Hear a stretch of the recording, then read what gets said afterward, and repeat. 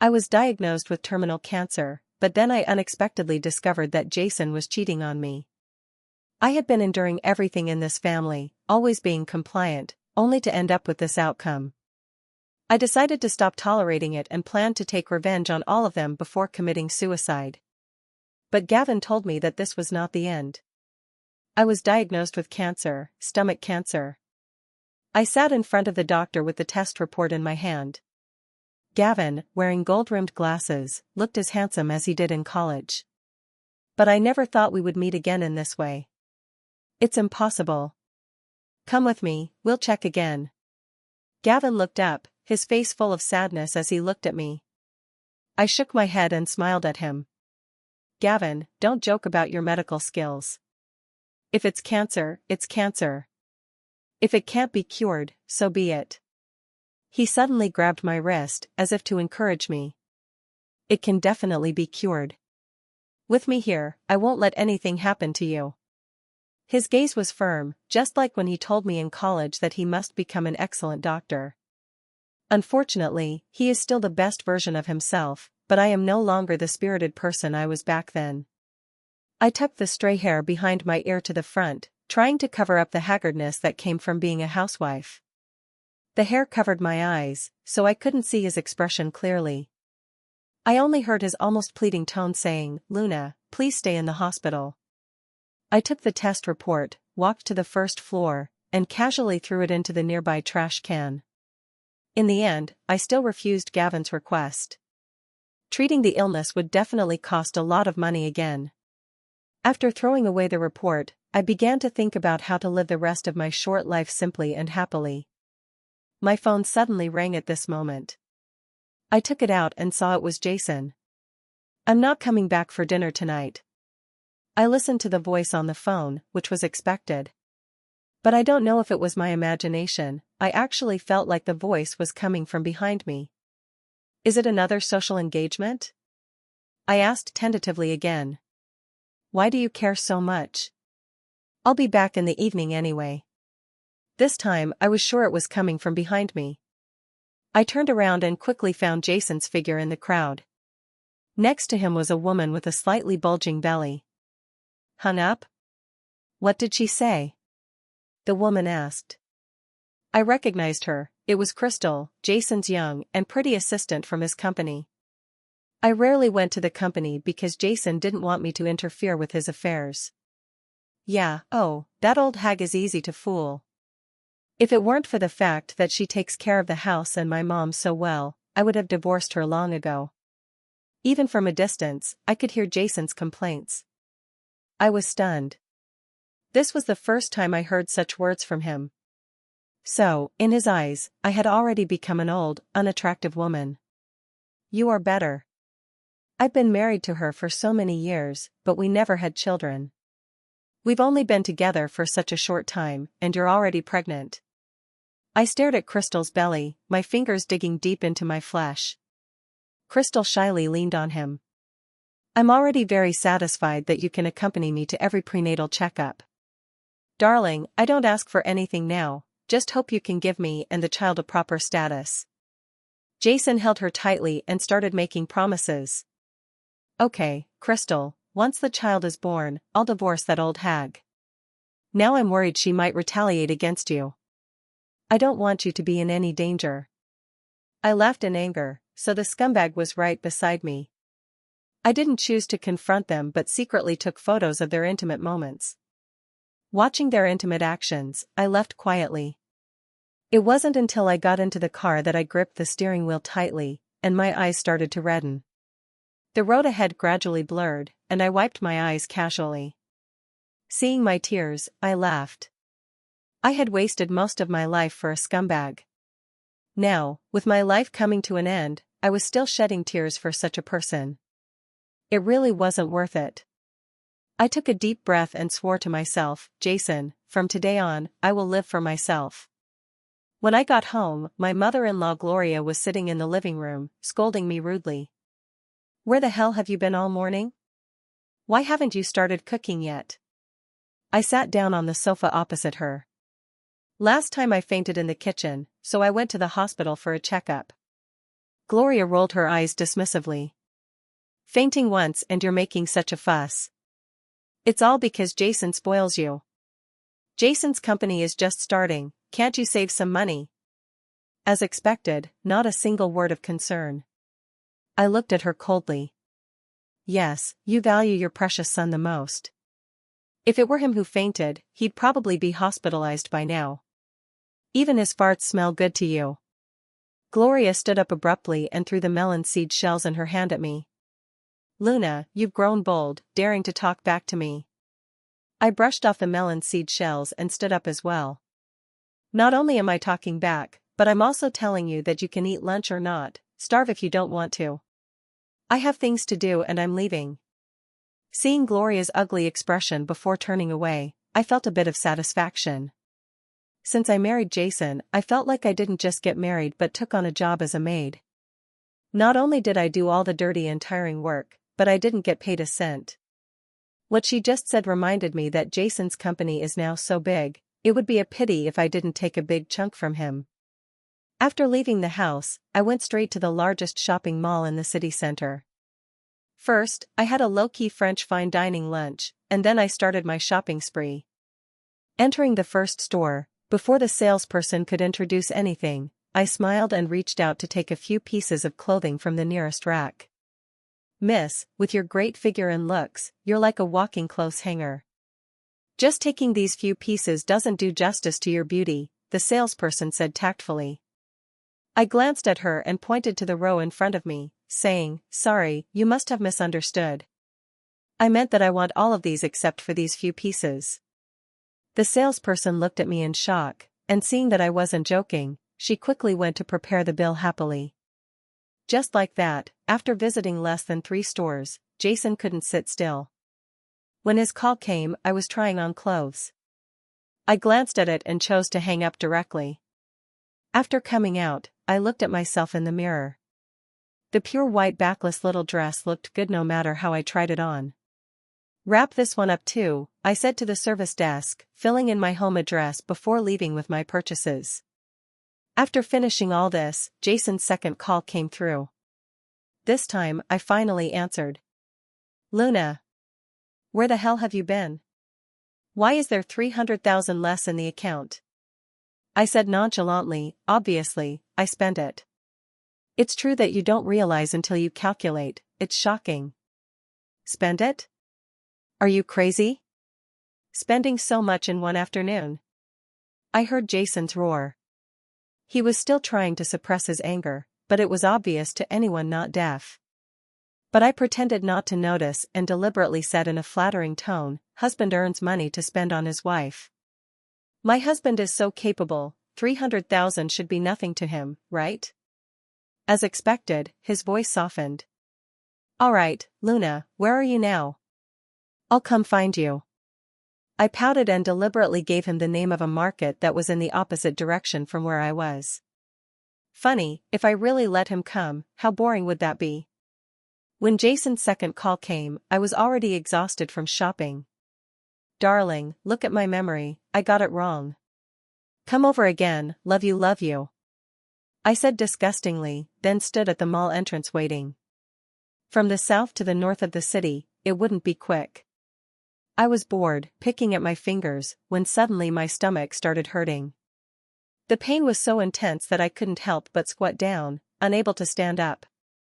I don't know how long it had been when a pair of black leather shoes appeared in front of me. I looked up and saw Gavin with his gold-rimmed glasses. Gavin, why is it you? I smiled weakly. Gavin took out a pill from his pocket and fed it to me. If I hadn't been passing by after my night shift, would you have ended up in the hospital again? I don't know if it was psychological, but I actually felt much better in my stomach. I managed to stand up and waved my hand. It's okay, Gavin, you underestimate me. You don't know, when I was in college, because I had no money, I only ate 1 meal a day. To save time and eat quickly, even during my period, I would run to the cafeteria. Gavin nodded, I know. In college, Gavin was very popular because of his outstanding looks. We were known as the campus heartthrob and the campus belle. Compared to him, I felt ashamed to be called the campus belle. Gavin was superior in studies, life, and appearance. He could remember everything we said. I didn't expect him to remember even this. Your current illness started accumulating from that time. Gavin began his nagging again. I thought to myself, the kid who didn't talk much in college has finally been worn down by occupational hazards.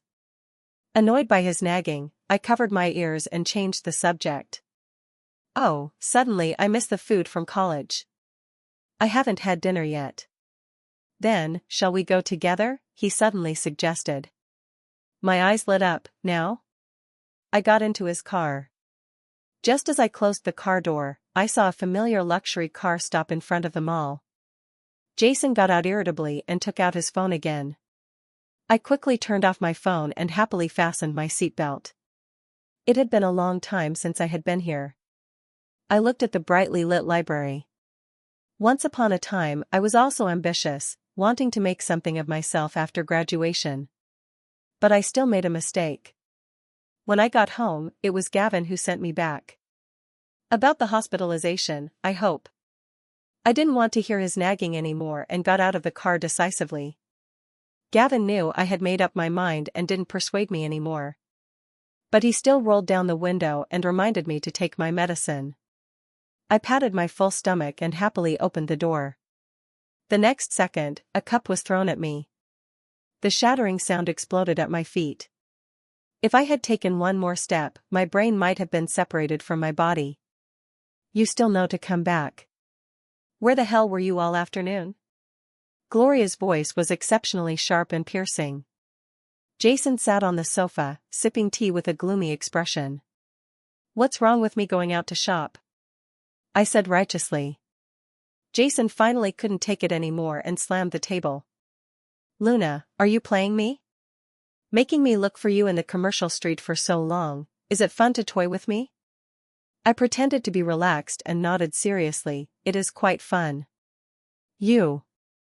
The man was so choked by me that he couldn't say a word. With the atmosphere already like this, it would be a shame if I didn't add fuel to the fire. Oh, by the way, husband, I spent a bit too much today. But you love me so much, you shouldn't mind, right? I blinked at him. As soon as I mentioned this, I could see the heartache in the man's eyes. Do you know how much you spent today? 1 million. How can I not mind? 1 million. Gloria screamed. I nonchalantly picked at my ears. Oh, Mom, Jason is rich, this amount is nothing to him, right? Jason was shaking with anger and came over to slap me hard. My head tilted to the side, and the smile on my face hadn't even faded yet. I twisted my head and asked softly, does your hand hurt? Before Jason could react to what I meant, my slap came back hard. This slap used all my strength, my palm was numb. I clenched my fist to relieve it and smiled. Now your hand doesn't hurt, right? You lunatic. Gloria came over, but seeing the terrifying expression on my face, she didn't dare to approach. Tonight, you'll sleep here and reflect on yourself. How dare you hit your own husband, you're rebelling. I shrugged, I didn't want to sleep with that scumbag anyway. In the evening, I comfortably made my bed on the sofa, and my phone rang. It was Crystal. She sent a photo of Jason accompanying her to the hospital for a prenatal checkup. They looked so happy. I couldn't help but click my tongue and sent her a voice message. I have to say, you took a nice photo. Crystal called me immediately. Luna, are you sick? Hearing her exasperated voice made me even happier. Lying on the sofa, picking at my fingers, I retorted, Crystal, aren't you the boring one? Having someone else's husband accompany you to prenatal checkups and even taking selfies. You didn't even edit the photo, I can feel the powder on your face from 800 meters away. You. Oh, right, I advise you to wear less makeup, it's not good for the child. But then again, Crystal, you make a living from this, unlike me, who can easily outshine you with just a little makeup. I wonder if my husband would be scared away if he saw you without makeup. Luna. Don't go too far. Hearing her hysterical roar, I became even happier and laughed. Can't handle it already? You took the photo, aren't you afraid of me saying it? I laughed triumphantly, this feeling was really great.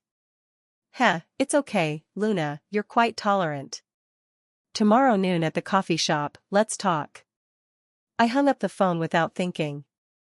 Are you kidding? My time is so precious, why should I see her?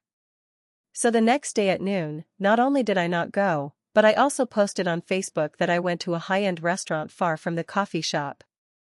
Just to annoy Crystal, I even shared my location. While I was enjoying my meal, unexpectedly, instead of attracting Crystal, I attracted Gavin. He picked up a piece of beef, looked up, and saw him frowning, then reached out and snatched the food from my hand. These things are not good for you to eat. I patted his shoulder. Oh, Gavin, think positively. Now, what can I eat and what can't I eat? Isn't the point of living to be happy? Gavin's brows never relaxed, and his eyes held emotions I couldn't understand. I became more and more puzzled. Back in school, although we were both somewhat famous for our looks, we each had our own circles and barely interacted. Is he really just trying to cure me? So dedicated. Gavin, we were college classmates, but you really don't need to waste time on me. You might not know, when I was in elementary school, my mom ran away with someone else, and my dad died when I was in high school. I have no parents, no friends, nothing to hold me back. Dying might be a good thing. The world won't miss me. My defeatist tone seemed to thoroughly annoy him. Gavin suddenly grabbed my arm, very hard. I was hurt and looked at him in confusion. We were at a standoff, and I saw his sad expression, looking so wronged as if he was about to cry. I was even more confused. Has this kid become so invested in his career as a doctor that if I don't let him treat me, he's going to cry? After a long time, he finally sighed like a deflated balloon. Is there anything else I can do for you? He said it as if I was going to die tomorrow. I burst out laughing. A thought flashed in my mind. Actually, there is one thing. In the evening, when I got home, Jason was surprisingly there too. I looked at the mess on the floor and instinctively wanted to pick up the trash. But then I thought, why should I do this work? Am I a sucker? I kicked away the trash and sneered, without me, can't you even afford a maid? Jason's face was cold and he didn't speak. Gloria pushed him and then smiled flatteringly. Oh, Luna, don't be upset. You didn't tell us what happened, and you're just throwing a tantrum. After all, we're family. After saying that, she glanced at Jason. The man reluctantly stood up, walked to my side, and put his arm around my shoulder. Luna, we're husband and wife. Is there anything you can't tell me? I looked down at the man's hand on my shoulder. Thinking that this hand had touched another woman, I felt disgusted. Actually, I'm not throwing a tantrum, maybe I'm just fed up with this kind of life. I pretended to sigh. Seeing my softened attitude, both of them were overjoyed and helped me to the sofa. Luna, everything can be discussed. Look, Jason even put aside his work to come back and accompany you. Whatever you want to do, he's willing to accompany you. I subconsciously pouted. What a master of language manipulation. Now I have to thank my husband for leaving his work and his pregnant mistress to accompany me. I asked doubtfully, really, anything? Jason nodded, just say it, but if it's about money, you know, Luna, you spent so much yesterday, I really can't afford it right now. Seeing his troubled look, I showed a hint of apology on my face, but inside, I didn't believe him at all. Then let's get a full body checkup. Last time my stomach hurt, I went to the hospital for a check. I think an annual physical is really important. We're at this age, I don't want any more surprises. I held his hand and said affectionately. What a good housewife I am. I was almost moved by my own words, let alone the listeners. Jason was visibly happy. So you've been upset these past few days because of this. Don't worry, I will never leave you. Tomorrow, our family will go for the checkup. I smiled and nodded. Gloria clapped her hands in approval, seeing that you two are fine, I'm relieved. Luna, about the house. She glanced around, implying something. Over the years, I've spoiled her. Gloria doesn't do any work and really thinks of herself as a rich lady. I yawned, pretending to be tired. Mom, I'm tired. Let's talk about it tomorrow. Seeing me say this, Gloria's face looked ugly, but she still held back. The next morning, we went to the hospital. Gavin was already waiting there. I smiled at him as a greeting from afar. With his help, we quickly got the reports. See, I told you there's nothing wrong with me. Jason held the report, speaking confidently. Except for slightly high blood pressure, he was indeed healthy. I glanced at Gavin's reply on my phone. As expected. Let's go. Jason had so much blood drawn today. Luna, make him something good to eat to replenish. Gloria supported her son, as if I had made him suffer a great deal. Just that little blood, and you want to replenish? Aren't you afraid of overdoing it? I said unceremoniously, then turned and left. You go back first, I have something to do. I walked away without looking back, not hearing the conversation between the mother and son. Gloria spat on the ground. Pa. She's putting on airs. If it weren't for the fact that she can still do some work, I would have had you divorce her long ago. Jason rolled his eyes, dissatisfied. Wasn't that your idea? No, son, you better follow her and see. I always feel that this bitch has been acting so abnormally these past few days. There must be something wrong. I arrived at Gavin's office, and he handed me a report. As you suspected, Jason indeed has no fertility. Jason and I had been together for so many years without getting pregnant. Gloria had used this to criticize me for years, and I even felt guilty about it. I had always been working like a horse for them. But after all the tests, there was nothing wrong with me. The only possibility was with Jason. Great, now there's going to be a good show. I smirked and took out my phone to contact Crystal.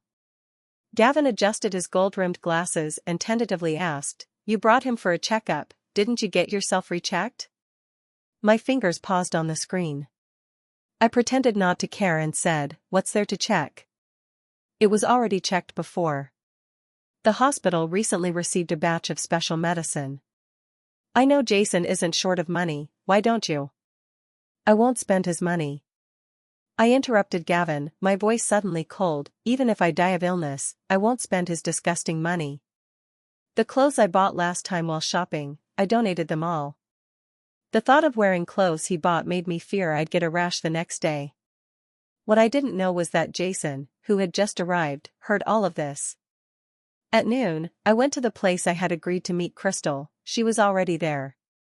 Miss Luna really knows how to put on airs. We agreed on 11, but you had to be late. Crystal said sourly. From the moment I walked in, she kept glaring at me. It was obvious she was upset that I stood her up that day. I smiled nonchalantly, picked up the teapot on the table, and poured myself a cup of water. But this way, it's easy to anger you, isn't it? Look, you came early. Are you afraid I don't know you need something from me? Hearing this, Crystal felt guilty. Who said I came early? I just arrived too. I shook the teapot in my hand. Just arrived, and half the water in the teapot is gone. Is Miss Crystal a water buffalo? Crystal angrily slammed the table and gritted her teeth. Luna. What's so great about you? I've been with Jason for over a year now. I advise you to leave quickly and stop being an eyesore. I leisurely sipped my tea, not even looking at her. Do you think, with your attitude, you have the right to negotiate with me? Just because I'm pregnant with the Liu family's child. If I tell Jason's mom now, do you think she would give me and my child a proper status? I looked up at her, seeing her smug and arrogant expression, and shook my head. You don't really think that I came to see you today without preparing anything, do you? I took out the report from my bag and even kindly turned it to the last page for her. Jason has no fertility at all. See clearly? Miss Crystal, you're playing quite a game. You've lied so much that even you believe it, right? When Crystal saw the report, her face turned pale as paper, and the next second, she tore the report to shreds. Forget about her image. If I recorded her now, she looked like a wild tigress let out of its cage. "You're lying. This report is fake. I took Jason to get this done myself." I sat there steadily, speaking calmly. Crystal became more flustered and quickly asked, "Then does Jason know too?" I looked up, my beautiful eyes staring at her as if trying to bore a hole through her. "Didn't you say I was lying? Then why are you nervous?" Crystal stammered for a long time, unable to say a word. The waiter started serving the food, and I picked up my knife and fork to quietly eat my lunch. She, however, couldn't eat anything and just stared at me. Being watched by such a sad and angry expression while eating really affects my appetite. My stomach has already been overloaded, and now I have no appetite at all. I wiped my mouth and stood up. "I said something wrong just now. I don't love Jason anymore, and you won't be my enemy. From beginning to end, I never took you seriously. Telling you this is also to hope that you can give birth to the child peacefully and not provoke me. Otherwise, I can't guarantee what my mouth might say." Seeing her staring at me in a daze, even with a hint of fear, I smiled and turned to leave. When I got home, I was surprised to find that the house was spotless. Jason came out with a plate of food. "You're back, wife." Hearing him call me that, I felt so disgusted that I wanted to vomit everything I had just eaten. He took off his apron and walked to my side, holding my hand. "I texted you earlier, but you didn't reply. Why are you back so late? Come taste the food I made myself." Gloria sat at the table, smiling kindly. "Yes, Luna, Jason has been busy for a long time. Come and try it." I knew they wouldn't come without a reason. I sat down on the chair and glanced at the two of them. "What happened? Just say it." Gloria and Jason exchanged a look and were straightforward. "Luna, I heard that insurance is doing well now. For your personal safety, I plan to buy you an insurance policy. What do you think?" I looked at him and then at the fish in front of me. I hated eating fish the most because of the bones. But after so many years of marriage, he never remembered. "Who's the beneficiary?" Hearing me ask this, he thought I agreed. Gloria immediately said happily, "Oh, we're family, it doesn't matter who it is. But since you're husband and wife and have no children, I think writing Jason's name is fine." I laughed out loud and looked up contemptuously. "You guys are really good at scheming. What, you all know, right?" From the moment Jason proposed buying insurance, I guessed that they must have found out about my stomach cancer. Hearing me say this, both of them fell silent. "Are you happy to hear that I have a terminal illness?" My chest heaved with anger, and I stood up and flipped the table in front of me. "Luna, what are you doing?" Jason finally couldn't stand it and yelled at me. "Luna, we're doing this for your own good. You have cancer, it's not an ordinary disease. If it can't be cured, why not give us living people some hope? What's wrong with us thinking this way? You've been married for so many years without laying an egg, have we ever blamed you?" I frowned and pointed at Gloria and Jason. "I've never seen people as shameless as you." "Yes. You never blamed me, but how did you secretly mock me? I've been treated like a servant in this house, ordered around. If it weren't for you, I wouldn't have gotten this disease." Jason raised his hand to hit me. "You got sick yourself, why blame us? I tell you, Luna, you have to buy this insurance whether you want to or not. As long as we're still husband and wife for one day, you have to listen to me." I was furious at his unreasonableness, took a deep breath, and restrained myself from slapping him. I kept telling myself to stay elegant at all times and not give the enemy a chance to laugh at me. "Then let's divorce. Do you think I want to live with a scumbag like you?" Now that it had come to this, Jason didn't bother to pretend anymore and snorted coldly. "Fine, let's divorce. But I tell you, I'll hire the best lawyer, and you won't get a penny of the property." I took out the photos I had printed earlier from my bag and threw them in his face. "Don't think I don't know about your dirty affairs. With this evidence, do you think this trash, can win?" Gloria picked up the photos from the ground, both shocked and delighted. "Jason, who is this woman?" Is she pregnant? Jason nodded stiffly. Mom, we'll talk about this later, but I do have a child. Hearing his tone, I laughed out loud. What are you laughing at? He frowned at me. Laughing at you being a big fool. You even want to raise someone else's child. Jason frowned and pointed at me, cursing. I tell you, Luna, don't slander me. Crystal is pregnant with my child. I rolled my eyes. I took out the report. What I showed Crystal was a copy. I had guessed that one day I would show the original to Jason. But I didn't expect it to be so soon. Jason, what do you think you are? Just because your company is starting to take off, you think everyone sees you as a catch?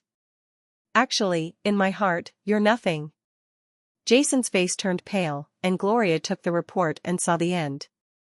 In her excitement, the report fell to the ground. Impossible. How is this possible? I sneered at the two clowns in front of me. Being cuckolded like this, if I didn't say it, he might have ended up raising another man's child. Do you think you can fight me with just a few photos and a report? Besides, Luna, how much longer do you have? A year? 5 years? You have nothing left in this world. What can you use to fight me? Jason finally blurted out what was in his heart in his rage. By now, hearing him say these things, I felt nothing. My life has indeed been terrible, a miserable childhood, a helpless youth, and now a failed marriage. Have you said enough?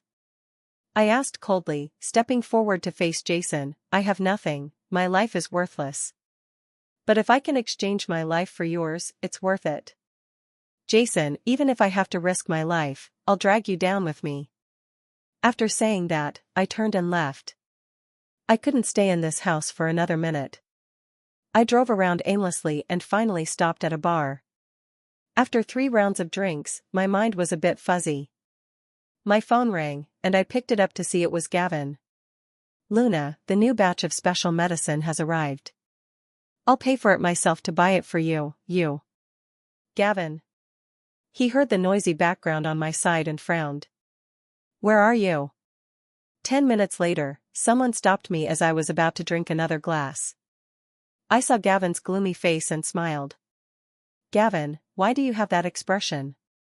Gavin drank the remaining wine in the glass in one gulp, squatted down, and picked me up horizontally. Hey, what are you doing? I clung to his neck in fear. Do you not want your life anymore? He looked at me. I was stunned. Under the dim light, I saw a tear fall from his beautiful eyes behind the gold-rimmed glasses. It hit my heart heavily. Gavin took me to a taxi.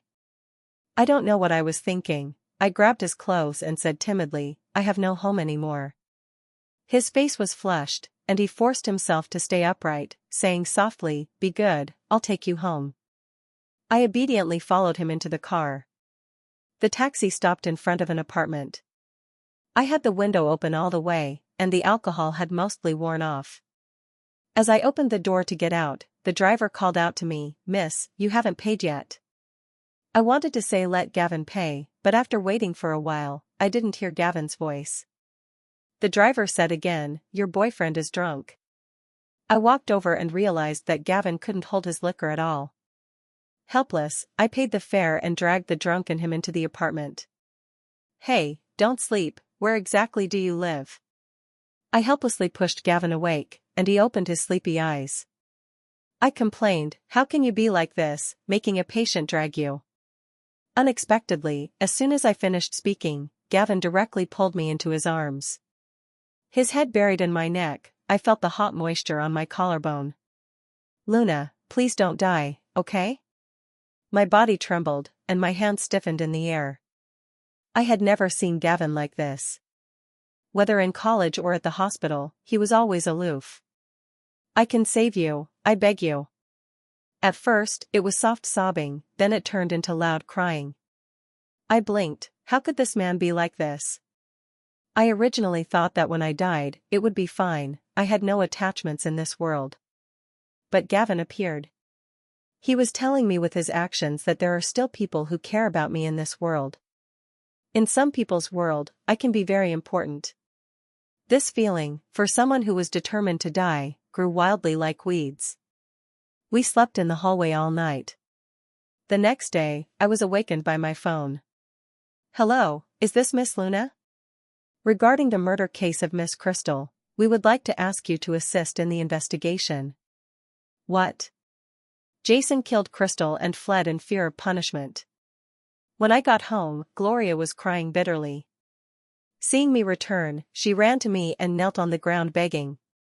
'Luna, you'll save Jason, right? He's your husband.'